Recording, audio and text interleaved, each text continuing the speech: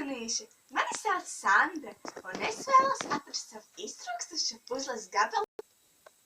Tagad es nedaudz īsumā pastāstīšu par sevi. Es esmu bijusi zemniece. Es esmu dienējusi jūras flotē.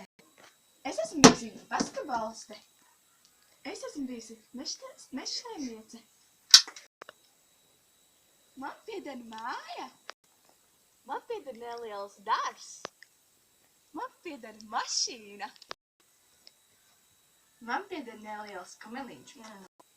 Es māku darboties ar Microsoft Bee Microcomputer Solve. Pēc profesijas es esmu profesionālā alpīniste. Es esmu ļoti muzikāla. Spēlēju vietējā ansamblī ar nosaukumu Geste. Mana māte bija metinātāja, tēvs šuvējs. Manam vīrietim, ko es meklēju, ir jābūt erotiskam, čaklam, ar lielu kāju un dziļu dvēseli. Manam ideālam vīrietim jāprot gatavot ēst, taisīt manikīrus un pedikīrus un mācīt krāsot skropstas. Manam ideālam vīrietim jāprot vistīrīt apkārt mājai, vēl apkārt mājai un vēl apkārt mājai.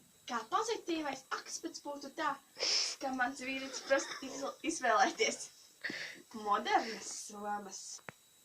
Manam vīrietim ir jāmīl bērni, jo viņš divus taču pats dzemdēs.